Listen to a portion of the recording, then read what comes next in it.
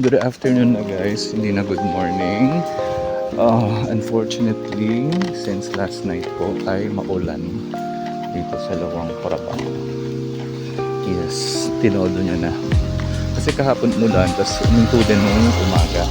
Pero ngayon, ano na, mag-alauna na. Ayun, pero at least ito ang muna na. Pero kanina, walang tigil talaga ang ulan. Tatanim sila ng halaman. Pwede pala yung nakapayong habang nakamotor. Hello! Okay, another unfortunate thing happened guys. Though, yeah, may kasalanan ako. My fault. Pero more than that, mas fault nila. Yan, kasi ang activity ko lang talaga dito is Huangsi Waterfalls, diba? Kasi ang binook ko is yung mini bus. Shared mini bus. Pero ano lang yun, transportation lang yun. Ngayon, sa ilang taon kong pagbubuk sa Klook, since ano pa nga 2019 pa. Especially kapag mga tours. Expected mo na, aside from an email, expected na meron ding message from the operator or guide or driver via WhatsApp. So, ayun din yung naantay ko since last night. Ayun, prepare pa ako. Kasi sabi ko, kahit maulan, i-push ko na yung Huangsi. Kasi di ba pag waterfalls, mas maano ang tubig kapag naulan. Sabi ko, push ko na siya kahit naulan. Ngayon, anong nangyari? Walang message from WhatsApp. So napansin ko, mag-alas 11 na kasi ang pick up time is 11:30. Pick up sa hotel, sa hostel. Wala pa rin message. So, pinunta ko yung operator. Tapos since naulan siya, so nakastay lang ako sa kwarto. Ayun, kasi iniisip ko naman kung mayroon namang susundo sa akin, siguro naman sasabihin, di ba? Sasabihin ng receptionist, pupuntahan or i-call. And also nasa hostel ka nga, di ba? Tsaka naulan. Ayun. Tapos past 11:30, wala pa rin message. So sabi ko baka na-date lang or baka ako ang huling i-pick up. Tapos lumabas na ako. Malapit lang naman ako sa reception. Pagbukas ko ng pinto, reception na. Tapos tinanong ko yung receptionist. Ang sabi ng receptionist, meron daw nakapayong na lalaki na nagtatanong sa mga guests, yung mga ibang guests na katambay. Kasi andun na lahat ng mga foreigners. So wala na rin place na sa reception. Tapos naulan pa. Medyo may pagka-open na yun. May nagtatanong daw. Tapos, since hindi niya daw nakita yung nahanap niya, umalis na daw. Ito namang si receptionist, nakita nga palang may nagtatanong. Di man lang inas kung sino. Parehas man silang law. Di ba? At ito namang driver, masabi naman tong driver na to, kung hindi mo nakita yung hinahanap mo, tinanong mo na lahat ng guests eh. Tinanong mo, kung ako pa talaga yung hinahanap niya ha, pero for sure naman siguro ako yun. Tinanong mo lahat ng guests. Ba't hindi mo tinanong yung receptionist? Di ba?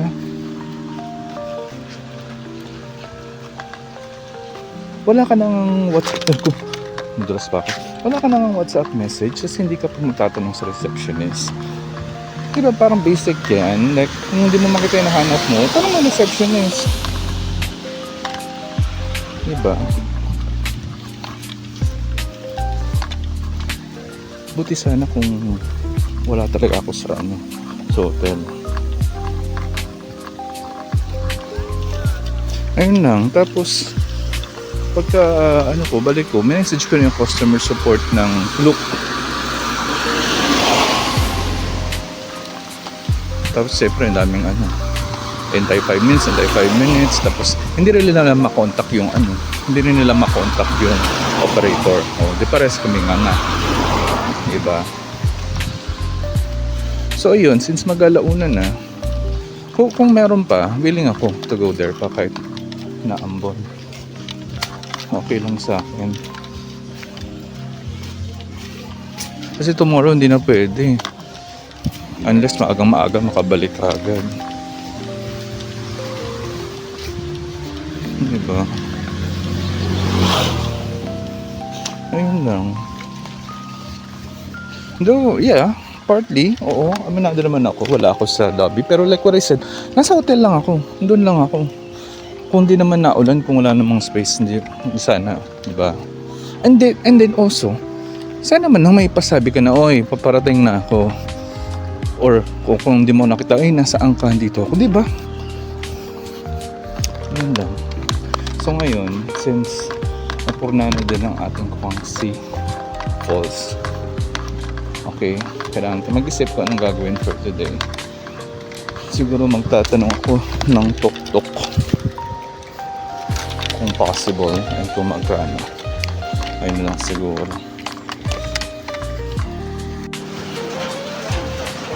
Ito na lang tayo kumain.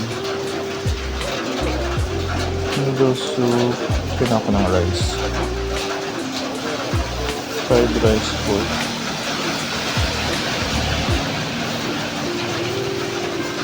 Siguro steamed rice pork omelette na lang.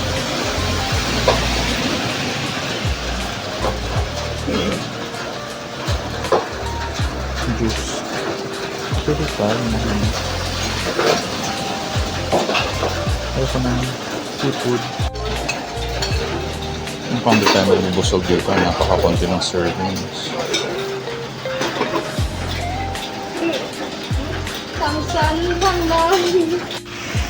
So guys, since naulan, so ito, nandito tayo sa may Indian food market.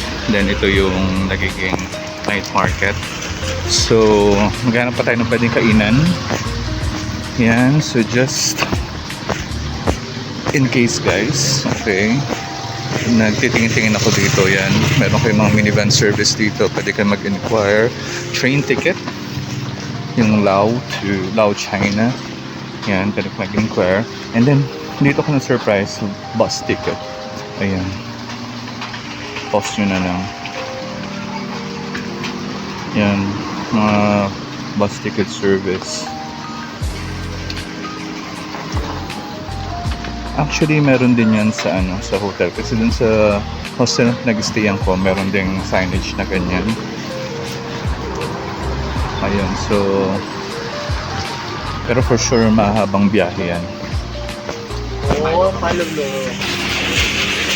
Ito, very lively din to sa gabi. Dito tayo bumili ng fruit shake na bibili tayo mamayang gabi.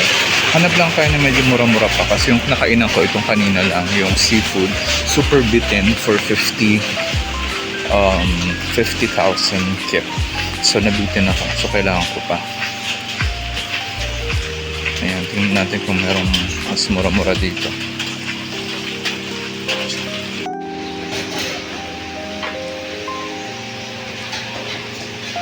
Ito medyo mura-mura. Ito, so very siya, parang karinderya, which is I like. Kasi yun, meron nakalagay doon Huangsi Waterfall, 80 kip. Sige, try natin yung bukas. Kapag pwede yung 2 hours na balikan para makapag-Huangsi Fall tayo tomorrow. Kung pupunta rin ako ngayon, maulan. Siguro blessing in disguise rin na hindi tayo nasundo. So far guys, yan, ito yung pinakamura kong nakitang may rice meal, 40. Yan, sana masarap siya.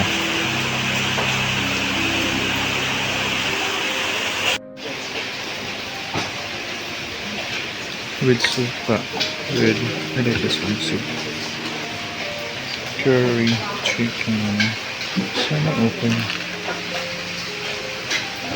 Kung kita pa mabusogan ako na lang. So, after nga natin guys mag-lunch dun sa Ajam Nora, I decided na mag-cafe hopping na lang ako. And yung first stop ko is dito sa Cafe Amazon. Ayan. So, ang in-order ko lang dito is yung cake nila kasi medyo busog pa ako. So, So far, okay naman po dito. Also guys, luckily nakamit tayo dito ng isa pang solo traveler. Ayan, so nakasama natin siya sa ating pagka-cafe hopping. So guys, punta kami dito sa may dulo pa. Yan, checking all cafes. Yan, nakita namin yung Joma. Authentic LTD Kaw Soy also. It's also Kaw Soy. Even in the cafes there in Mekong, it's like it's all empty a while ago. Because it's open space, that's why they don't have customers.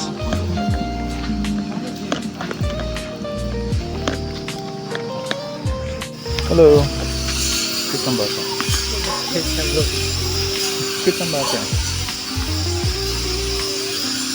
Isang tingin siya.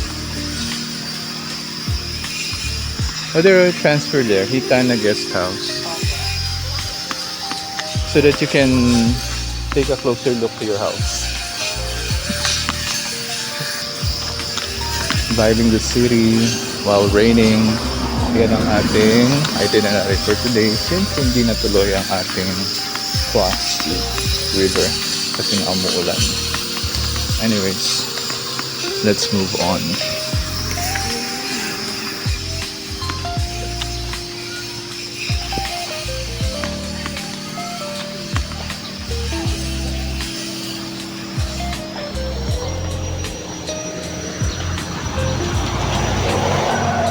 Works.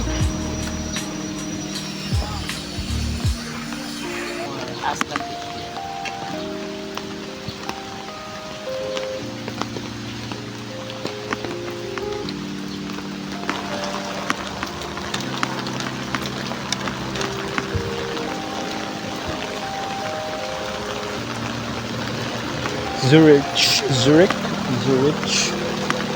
Bread Factory. Ano din yata ito? I don't know kung sikat ko. Pero okay, sure. Cafe de Lao. Ayos yun.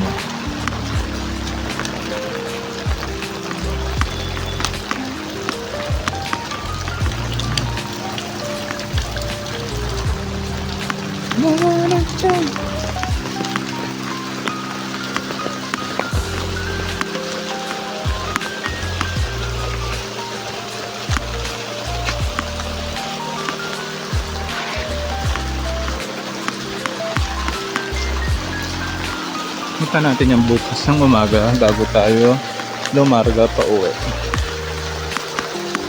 Villa Senusuk. Guys, Mekong, Namkan to. Namkan River. Ayun pala ang Mekong sa kabila. Ayun. It's raining. So we have the wild rivers here. Do not approach them. May nagde-date pala dun. Did you see them? Oh, yeah. May nagde-date pala.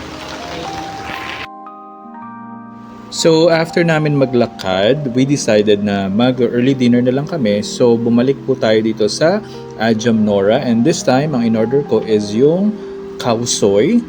Yan po. Worth 40,000 kip.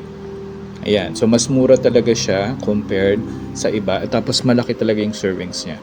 So, for this one, my rating is maybe around 8 out of 10. So after ng early dinner, pumunta na kami dito sa Joma. Isa ito sa mga pinaka, sikat na cafe dito sa Lao based sa mga posts sa TikTok. So, ang in-order naman namin dito is cheesecake and lemonade for me, and then dito sa kasama ko cinnamon roll and water lang siya. For the cheesecake, it costs 65,000 kip ata kung di ako nagkakamali. And for the taste, so para sa akin okay naman siya. Rating ko dito is around siguro mga 7 out of 10. And then yung lemonade of course is siguro mga 6 out of 10. But still, I'm recommending Joma para itry nyo if you are in Luang Prabang. And that's it for today. So ito na po yung last night ko dito sa Luang Prabang. Then tomorrow, around 2 p.m. naman yung flight natin pabalik ng Bangkok. So meron pa tayong half day tomorrow para mag-explore.